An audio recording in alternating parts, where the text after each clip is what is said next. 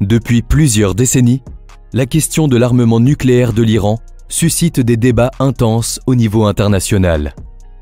Alors que certains pays et organisations affirment que Téhéran a déjà acquis la capacité de produire des armes nucléaires, d'autres soutiennent qu'il ne s'agit que de rumeurs, sans fondement. L'Iran, de son côté, insiste sur le caractère pacifique de son programme nucléaire, expliquant qu'il est destiné uniquement à des fins civiles, notamment la production d'énergie. Cependant, les suspicions persistent, notamment en raison de l'absence de transparence et de certaines activités inquiétantes. Mais alors, qu'en est-il vraiment? Eh bien, dans cette vidéo, on te propose de découvrir les faits, les enjeux géopolitiques et les implications de cette situation. Prêt? Alors, c'est parti! Ce qui est assez intéressant dans le cas de l'Iran, c'est que le développement de son programme nucléaire s'est surtout intensifié après le début de la guerre en Ukraine. En fait, l'Ukraine avait accepté, au milieu des années 90, d'abandonner ses dispositifs nucléaires hérités de l'Union soviétique. Et comme tu t'en doutes, l'Iran ne souhaite pas faire la même erreur. Mais le programme nucléaire commence bien avant cela.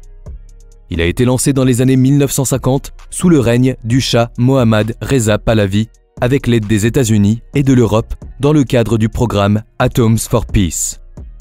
L'objectif était de promouvoir l'utilisation pacifique de l'énergie nucléaire. Ainsi, en 1967, un réacteur de recherche a même été fourni par les États-Unis. Après la révolution de 1979, le programme a été temporairement arrêté, mais il a rapidement repris avec l'aide de la Russie, notamment après la guerre Iran-Irak. En 2015, l'Iran a signé le plan d'action global conjoint avec les États-Unis, la Chine, la Russie, la France, le Royaume-Uni et l'Allemagne. Il visait à limiter le programme nucléaire iranien afin d'apaiser les inquiétudes internationales concernant le développement d'armes nucléaires par l'Iran. L'objectif est donc de contrôler le programme nucléaire du pays et de permettre la levée progressive des sanctions économiques qui touchent l'État iranien. Pour cela, l'Iran a accepté de limiter son enrichissement d'uranium à un niveau bien en dessous du seuil nécessaire pour produire des armes nucléaires. Les activités d'enrichissement étaient également soumises à une surveillance internationale stricte. Cependant, en 2018, sous la présidence de Donald Trump, les États-Unis se sont retirés unilatéralement de l'accord, rétablissant de lourdes sanctions économiques. En réponse, l'Iran a considérablement augmenté ses réserves de matières enrichies, allant jusqu'à 60%, proche des 90% nécessaires pour élaborer une arme atomique. De plus, l'Iran a fortement réduit, depuis 2021, les inspections de ses sites nucléaires. Des caméras de surveillance ont été débranchées et l'accréditation d'un groupe d'experts a été retirée. Cependant, les responsables iraniens ont souligné que le programme nucléaire du pays avait un aspect pacifique et que Téhéran ne cherchait pas à construire une arme nucléaire. Il faut savoir que plusieurs responsables iraniens se sont publiquement interrogés ces dernières années sur la question de posséder la bombe atomique comme outil de dissuasion dans un contexte de tensions exacerbées avec Israël.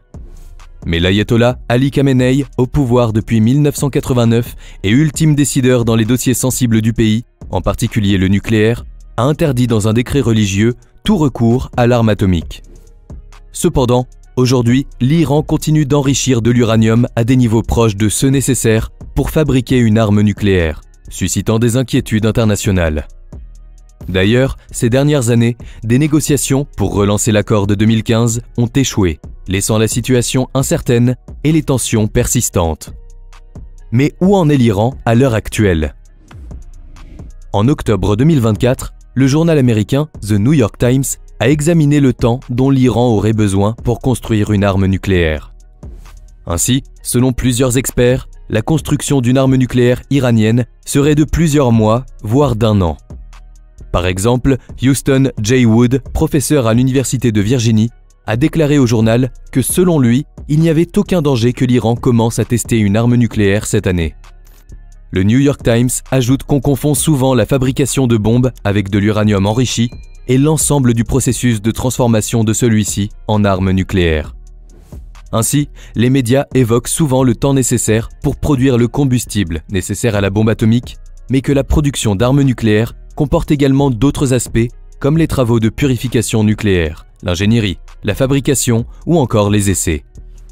Un mois plus tard, le 14 novembre plus exactement, les négociations de la dernière chance sur le nucléaire iranien ont lieu avant le retour de Trump. En effet, le retour en janvier de Donald Trump à la Maison-Blanche fait craindre une montée des tensions. Ainsi, le chef de l'Agence internationale de l'énergie atomique, aussi appelée AIEA, Raphaël Grossi, a rencontré à Téhéran des responsables iraniens pour discuter de leur programme nucléaire.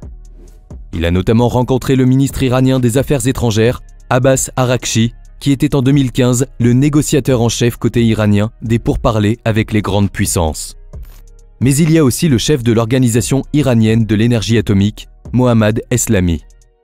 Après ces discussions, Abbas Araghchi a déclaré que le pays ne négocierait pas sous la pression et l'intimidation. Pour sa part, Mohammad Eslami a prévenu que l'Iran réagirait en cas de pression étrangère sur le programme nucléaire de son pays. Il faut savoir que le chef de l'AIEA a précisé que l'Iran n'a pas d'armes nucléaires à ce stade. Le 15 septembre, Raphaël Grossi a visité 2 sites d'enrichissement d'uranium dans le centre du pays. Au même moment, l'Iran annonce vouloir lever les doutes et les ambiguïtés sur son programme nucléaire. Le 18 novembre, le Premier ministre israélien Benjamin Netanyahou déclare que les frappes aériennes menées par Israël fin octobre contre l'Iran ont touché un élément du programme nucléaire du pays. Il indique au Parlement israélien « Ce n'est pas un secret, cela a été publié.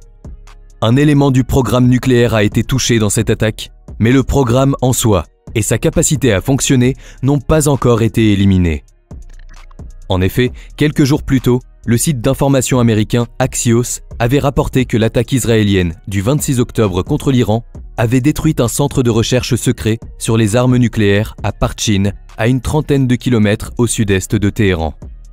Ensuite, à une question d'un de ses ministres, il explique que les installations nucléaires de l'Iran ne doivent pas être attaquées.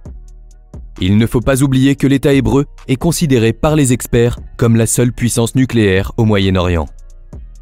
Le jour d'après, le 19 novembre, l'AIEA a déclaré dans un rapport que l'Iran a fortement augmenté ces derniers mois son stock d'uranium enrichi.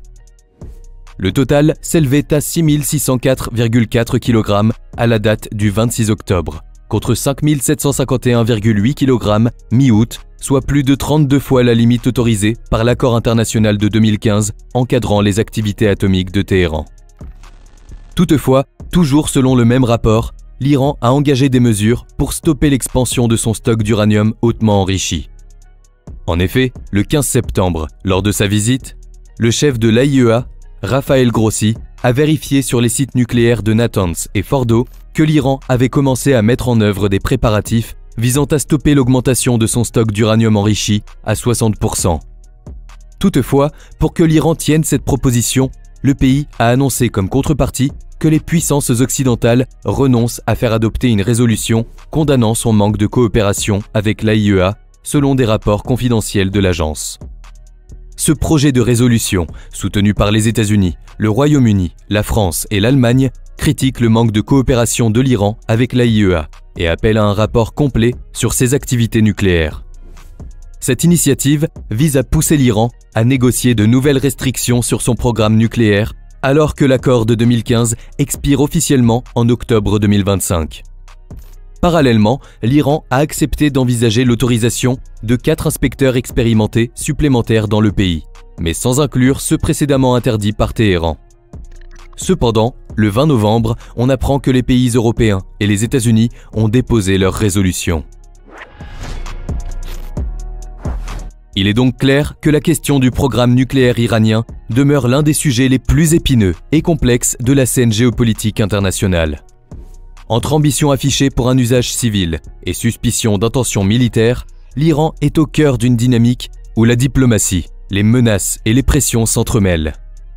Malgré les tentatives de négociation et les engagements fluctuants, les tensions restent vives. Alors que l'accord de 2015 arrive à son terme, l'avenir du programme nucléaire iranien semble plus incertain que jamais, laissant planer des interrogations sur la stabilité régionale et les risques de prolifération nucléaire.